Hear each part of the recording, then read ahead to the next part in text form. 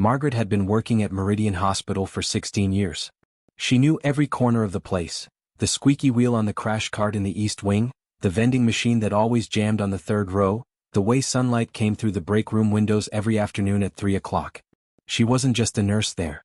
She was part of the hospital's backbone, the person other staff called when things got messy, when patients needed someone who wouldn't give up on them.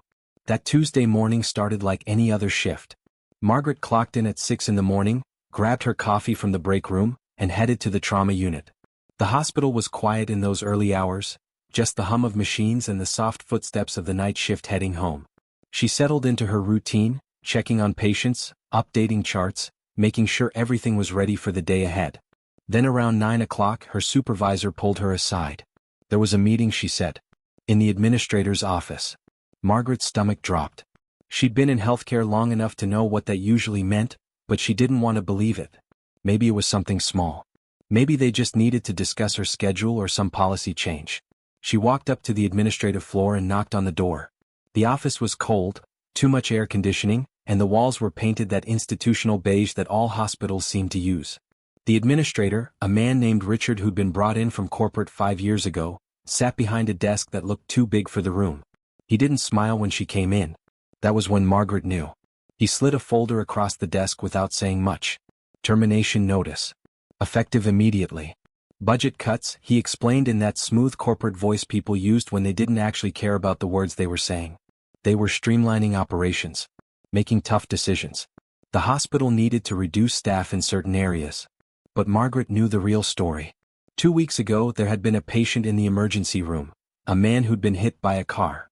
His injuries were severe. The attending doctor had taken Margaret aside and told her they needed to focus resources on patients with better survival chances. It wasn't said out loud, but Margaret understood what he meant. Let this one go. Don't fight too hard. Let nature take its course so we can help someone else. Margaret had nodded like she understood. Then she'd gone back to that patient and worked harder than she'd worked in years. She'd called in specialists. She'd stayed late. She'd pushed and advocated and refused to accept that this man's life wasn't worth saving. And he'd lived. He actually made it. The hospital administration had not been pleased. Word had gotten back to Richard that Margaret had overstepped. That she'd wasted resources on a patient who wasn't supposed to make it. That she hadn't followed the unspoken protocol about who was worth saving and who wasn't. Margaret had embarrassed them by proving their decision wrong. So here she was, sitting in a cold office holding a termination letter, being told it was just budget cuts. Just bad timing. Nothing personal. Margaret read through the document. The words blurred a little. 16 years. She'd helped train new nurses. She'd mentored residents. She'd held the hands of dying patients and comforted their families. She'd worked double shifts when they were short-staffed. She'd skipped lunches to make sure her patients were okay. And they were firing her because she'd cared too much. She didn't argue. There was no point. She'd learned long ago that places like this didn't want to hear it. They had their decisions made, their paperwork filed, their replacement already lined up probably. Fighting would just be embarrassing for everyone. Margaret stood up, took the folder and walked back downstairs. She went to her locker in the staff room and started clearing it out. Her name tag came off the wall. Her extra stethoscope went into a bag. Someone had left a birthday card in there from 2 months ago when they'd celebrated a colleague's retirement. Margaret had signed it. Now she was leaving too. As she walked out to the parking lot, she could still hear the beeping of monitors from inside the building. Somewhere in there, patients were recovering. People were being helped. But Margaret wouldn't be part of that anymore. They'd decided she cared too much, that she didn't understand how modern healthcare worked, that she was a problem instead of an asset. She got in her old Honda and sat there for a minute, hands on the steering wheel, not quite ready to drive home and face the reality of being unemployed at her age. The sun was bright overhead, and the parking lot was empty except for a few cars scattered around. Margaret took a deep breath, started the engine, and drove out toward the highway, not really sure where she was going, just knowing she needed to get away. Margaret wasn't planning to go anywhere specific when she left the hospital parking lot. She just drove, letting the road take her where it would. Her mind was still back in that cold office, replaying the conversation, wondering if she should have fought harder or if fighting would have even mattered. She took the exit that led through the industrial sector instead of heading straight home. It was longer, but she wasn't ready to sit alone in her apartment yet.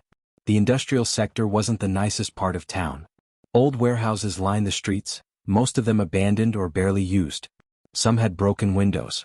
Others had graffiti covering their metal sides. It was the kind of place people drove through quickly, not somewhere you stopped or lingered. Margaret had come this way 100 times on her commute and never really paid attention to it. That day something made her slow down. At first she thought it was a pile of garbage behind one of the warehouses.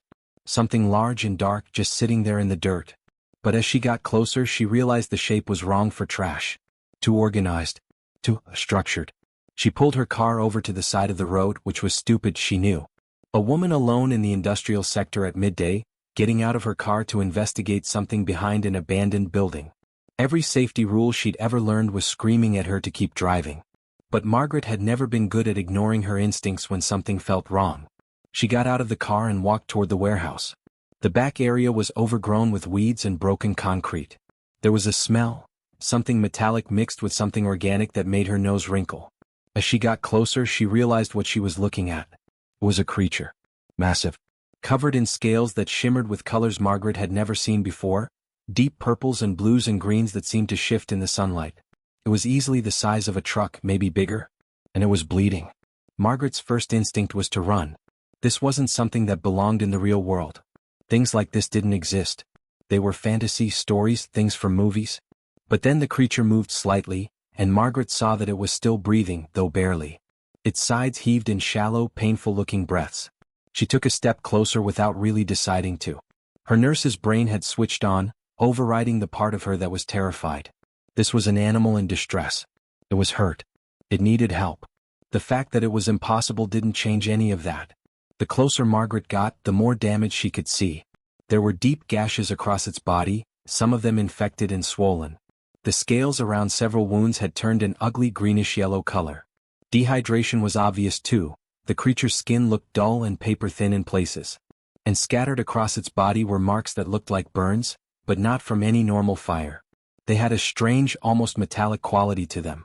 Margaret knelt down beside the creature, keeping a safe distance in case it suddenly moved. She'd treated animal bites before, but nothing like this. This was something else entirely. The wounds were too precise, too deliberate. This creature hadn't gotten hurt in an accident. Something, or someone, had done this to it on purpose. Without letting herself think too hard about what she was doing, Margaret went back to her car. She grabbed her emergency medical bag from the trunk. She always kept one there, old habit from years of being on call. She also grabbed a thermos of water from the passenger seat and every clean cloth and towel she had in the vehicle. As the sun started to lower in the sky, Margaret spent hours working. She cleaned the wounds as best she could with the water and cloths. She used antibiotic ointment from her bag on the infected areas. She wrapped what she could wrap, though her medical tape wasn't really designed for scales. The creature never moved, never made any sound, just lay there with its breathing slowly becoming more steady as Margaret worked. At one point, as the sky turned orange and pink, the creature's eyes opened. They were golden, deep, burning gold like nothing Margaret had ever seen. And they were intelligent. That was the thing that struck her most. These weren't the eyes of an animal. There was awareness there. Understanding. The creature looked directly at Margaret and for a moment, everything stopped. Then the eyes closed again and the creature settled back into stillness. Margaret kept working through the evening and into the night. She sat there in the darkness, using her car's headlights to see, continuing to tend to the wounds, checking the creature's breathing, making sure it was stable. Around 3 in the morning she finally sat back, exhausted. The creature's breathing was deep and regular now. The infections were at least being treated. It would live at least for tonight. Margaret lay down on the ground next to it, too tired to drive home, and fell asleep there in the dirt behind an abandoned warehouse.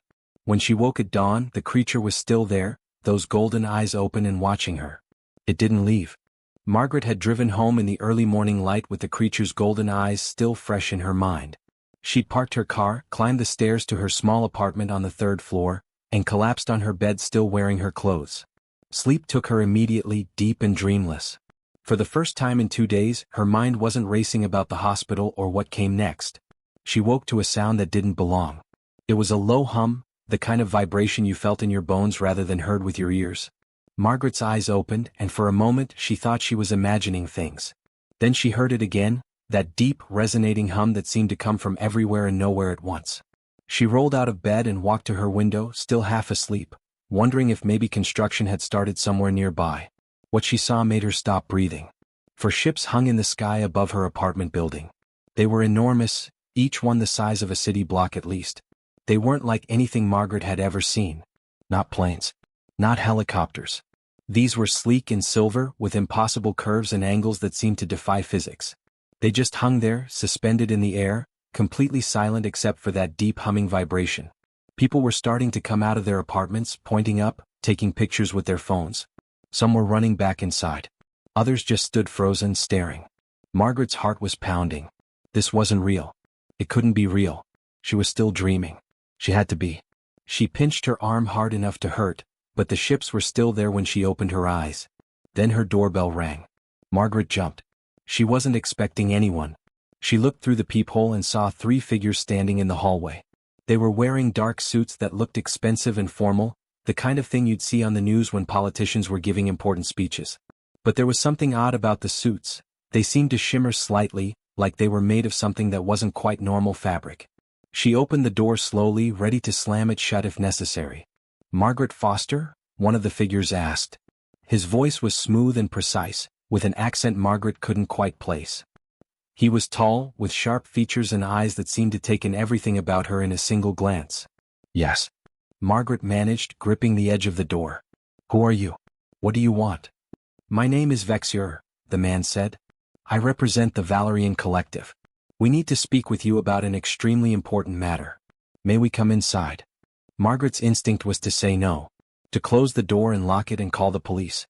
But something in his tone, something serious and urgent, made her hesitate. She stepped back and let them in. The 3 figures entered her small apartment, somehow making the space feel even smaller just by being there. "I understand this must be very confusing," Vexior said, and Margaret noticed he had a slight smile, like he found her confusion amusing. "But we are representatives of a coalition of species and planets. We've traveled a very long way to speak with you about something that happened yesterday." "The creature," Margaret said suddenly. It wasn't a question. "Yes," Vexior confirmed. "The creature you found behind the warehouse in the industrial sector. You treated its wounds. You saved its life." Margaret felt her legs go weak. She sat down on her couch without being invited. "What is it?" she asked. "That thing. It's not from Earth, is it?" "No," Vexior said. He and the other 2 figures remained standing, which made Margaret feel even more like this was some kind of formal government meeting. "It is a Draconis. A being from a planet in a distant system. The individual you saved is someone very important. His name is Kael'thas, and he is a member of the ruling family of the Draconis people. He is also a diplomat who represents his kind in intergalactic negotiations." Margaret's mouth went dry. "You're saying that thing is like royalty?" "In a manner of speaking, yes," one of the other figures said. She was shorter, with dark skin and an intensity in her eyes. "Kael'thas was on a diplomatic mission when he was attacked. We believe it was an assassination attempt orchestrated by rivals who oppose peace negotiations between our species. He was ambushed, severely wounded, and left to die in what you call the industrial sector. But you found him," Vexior continued. "You treated his injuries with no knowledge of what he was or where he came from. You risked your own safety. You gave him medical care through the night. Because of your actions he survived. He is alive when he should be dead." Margaret tried to process this. The creature she'd spent the night with, that impossible golden-eyed thing, was a diplomat. An important person from another star system. And someone had tried to kill him. She'd stumbled into something massive without even realizing it. "The Valerian Collective doesn't forget such things," Vexior said quietly. "We don't forget when one of ours is saved from death. And we certainly don't forget the person who did the saving. What you did yesterday, your actions, they have consequences that reach far beyond your world." Outside, the ships hummed quietly in the sky above the city. "What happens now?" Margaret asked, her voice small. Vexior exchanged a glance with the other 2 figures. "That depends entirely on you," he said. "We have an offer to make. An opportunity. But first you should know something important about yourself. Something that makes you unique." Vexior walked over to Margaret's small kitchen window and gestured for her to join him. She stood on shaky legs and looked out. One of the 4 ships was descending slowly, moving down toward the city with a grace that seemed impossible for something so massive. It landed somewhere beyond the buildings, and Margaret could feel the vibration of it settling, even from this distance. "Kael'thas wishes to speak with you," Vexior said. "But first you should understand what you've actually done and why we're here." They spent the next hour in Margaret's living room. Vexior explained things in careful, measured language, as if he was translating complicated concepts into simpler terms. He told her about the Valerian Collective, a union of different species and planets that had formed thousands of years ago to maintain peace across multiple star systems. There were trade agreements, diplomatic missions, councils that made decisions affecting billions of people. And there were also enemies. Factions that wanted power, that opposed the peace, that would do anything to destabilize the collective. Kael'thas, Vexior explained, was more than just a noble. He was one of the voices pushing for closer cooperation between different species. He believed that beings who were different, who came from different worlds, had different biology, thought differently, could work together if they tried. His assassination would have been a statement. It would have sent a message that those who believed in peace couldn't be protected, even in supposedly safe places. And you saved him, Vexior said simply. A human. A species we knew almost nothing about. You didn't know who he was. You didn't know what he was. You didn't know if saving him would benefit you in any way. You simply saw a being in need and you helped. Margaret shook her head. I'm a nurse. That's what nurses do. We help people who are hurt. Exactly, the female figure said, stepping forward. Her name was Soren, and she had introduced herself as a cultural liaison. That's what makes this so extraordinary. Where Kael'thas comes from, where most of our species come from, decisions like that are rare. We calculate. We weigh the benefits against the risks. We ask ourselves what we'll gain. A Draconis would have seen a strange creature and assumed it was dangerous. A Valerian would have called for a security team. A Zethani would have documented it for study. But a human just helped. My family has been studying your species, Vexior continued. He was the official representative of Kael'thas's family, Margaret had learned. The Draconis royal house. We wanted to understand why Kael'thas survived when by all accounts he should have died. When our medical teams examined him, they found that many of your methods were crude compared to our technology. Your antibiotics are primitive. Your bandaging techniques are basic. And yet, somehow they worked. And more importantly, your presence worked. He wanted to live because someone cared. Margaret felt tears forming in her eyes, though she wasn't entirely sure why. I just did what I could with what I had. That's the point, Soren said gently. You did what you could. You didn't wait for perfect resources or ideal circumstances. You acted with what was available. That's a form of compassion that we're realizing is becoming rare in our galaxy. Vexior moved toward a device he'd placed on Margaret's coffee table. It lit up, displaying images of the ships, of the Draconis people. Beings who were indeed dragon-like, with scales and wings and an alien beauty that was breathtaking. He showed her data about the Valerian Collective, about the different species that made it work, about the medical systems they used across different worlds. Kael'thas's family wants to make you an offer, he said. We don't forget debts. In our culture, when someone saves the life of one of our own, there is a responsibility that falls on them, but also an opportunity. The Draconis royal house wants you to come with us. We want you to join the medical team aboard our flagship. Not as a simple nurse, though that would be valuable enough. We want you to be our chief medical advisor. Margaret's eyes went wide. I just lost my job. I'm not qualified for something like that. You're more qualified than you realize, Vexior said. Your experience treating Kael'thas showed us something. You understand how to work with biology that you've never encountered before. You adapt quickly. You don't panic. And most importantly, you care about the individual in front of you, not about policies or profit or resources. That's what we need. Soren pulled up more information on the device. The flagship has a medical bay that serves multiple species. There are 17 different types of beings aboard, each with different medical needs, different biology, different vulnerabilities. Your position would give you authority over all of it. You'd work with our advanced technology. You'd have resources that would have seemed like magic at your hospital. But more than that, Vexior said quietly, your family wants you to understand something fundamental. In all our years of studying species across the galaxy, humans are unique. Most beings, when faced with a stranger who is hurt, calculate whether helping is worth the risk. Humans don't seem to have that filter. You help. And then you wonder if you should have.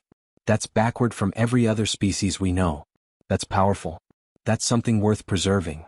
He paused, letting the weight of what he was saying sink in. You lost your job because you cared too much about one patient, Vexior said. That decision, to help despite the cost to yourself, that's what saved Kael'thas's life. And now, that same quality, that same humanity, could change how medical care works across multiple star systems. Your compassion isn't a weakness. It's humanity's greatest strength. The 4 ships hummed quietly outside, waiting for her answer. Margaret had said yes. She wasn't entirely sure when she'd made that decision, but somewhere between Vexior explaining the offer and Soren showing her images of the medical bay aboard the flagship, she'd crossed an invisible line. There was no going back from this. She'd packed a small bag, just some clothes and personal items, and left her apartment with a note that she knew no one would understand. Then she'd walked down to the landing site, where Kael'thas was waiting for her. The Draconis diplomat was fully healed by that point. His scales shimmered in the afternoon sunlight, all that metallic blue and purple catching the light as he moved. When he saw Margaret approaching, he lowered his massive head in a gesture that somehow conveyed deep respect and gratitude at the same time. They didn't speak, there was no need for words. They both understood what had happened between them. She'd saved his life. Now he was returning the favor by offering her a future. The journey to the flagship had taken only minutes through the city's airspace. A smaller transport ship had descended from one of the 4 massive vessels overhead, and Margaret had stepped aboard with Kael'thas, Vexior, and Soren. She'd watched through the viewport as Earth got smaller and smaller beneath them. The city she'd lived in her entire life, the apartment where she'd unpacked boxes after finishing nursing school, the hospital that had just fired her for caring too much, it all shrank to nothing. Now she stood on the observation deck of the flagship, and Earth was just a blue marble suspended in black space. The other 3 ships hung nearby, arranged in a perfect formation. Beyond them was nothing but stars, stretching out in every direction in ways that made Margaret's mind struggle to comprehend the distance. "It never gets old," a voice said behind her. Margaret turned to find Kael'thas approaching. His voice was deep but gentle, with an accent that was somehow both alien and strangely musical. "No matter how many times you travel through space, seeing a world recede into the distance, it changes you. How are you feeling?" Margaret asked automatically. "Old habits. Old training. Always check on your patient first." Kael'thas made a sound that might have been laughter. "Your wounds are healing perfectly. The infection is gone. Your strength is returning." He paused. "You're going to keep doing that, aren't you? Keep treating me like a patient even though I'm completely healed?" "Probably," Margaret admitted with a small smile. "Sorry? It's hard to turn that off." "Don't apologize," Kael'thas said. He moved to stand beside her at the viewport, his massive frame somehow fitting naturally into the space. "That's part of what makes you valuable. You see everyone as someone worth caring for. Even when you don't know them. Even when they're dangerous. Even when it costs you something." They stood in silence for a moment, watching the stars. Margaret could hear the gentle hum of the ship's systems around them. Life support, engines, the countless machines that kept thousands of beings alive and comfortable as they traveled through the void between worlds. "I've been thinking about what happens next," Kael'thas said. "My family has arranged for you to have quarters near the medical bay. Tomorrow you'll begin meeting the medical team. There are 7 different species represented, each with different biology, different needs. It will be complicated. But I have a feeling you'll understand them quickly." "What makes you say that?" Margaret asked. "Because you understood me," he said simply. "I was wounded and strange and terrifying and you didn't hesitate. You just saw someone who needed help. That's the skill that matters most in what you're about to do." Over the next few weeks, Margaret settled into her new life. The flagship was unlike anything she could have imagined. Vast corridors that seemed to stretch forever, medical bays with technology so advanced it looked like magic, meeting rooms where beings from a dozen different worlds discussed policy and health initiatives. She met the medical team, a Valerian named Thex who specialized in surgical intervention, a Zethanai named Kree who was an expert in preventative medicine, and several others whose names and species she slowly learned. But the real work started when Margaret realized something crucial. The different species weren't sharing their medical knowledge with each other. A treatment that worked perfectly for one species might be toxic to another. A surgery technique for one being's biology could kill someone from a different world. They were all working in isolation and beings were suffering because of it. Margaret started bringing them together. She organized regular meetings where the medical specialists shared information. She created documentation systems that made it possible to understand how different treatments affected different physiologies. She pushed for integrated training programs where doctors from one species learned about the medical needs of others. Within months, the medical outcomes aboard the flagship improved dramatically. Species that had never trusted each other's doctors started consulting across biological lines. Treatments were shared. Knowledge was exchanged. And slowly something remarkable happened. The medical team became more than just professionals doing their jobs. They became a family of sorts, beings from completely different worlds with nothing in common but a commitment to healing. One evening, Margaret was back on the observation deck when Vexior found her. He brought news. Word of her work had spread throughout the Valerian collective. Other ships wanted her expertise. Other species wanted to learn her methods. She was being asked to travel, to teach, to share what she'd learned. "You've done something extraordinary," Vexior told her. "You've shown us that compassion isn't a weakness in medicine. It's a tool. A necessary tool. Because medicine isn't just about technology and procedures. It's about caring for the individual in front of you. That's what humans understand that we had to learn." Margaret looked out at the stars, at the endless darkness filled with light, at the vast distances between worlds. She thought about the hospital on Earth, about being told that her compassion was a liability. She thought about being discarded, considered too soft, too caring, too committed to individual patients. And she realized she'd never felt more valued in her life.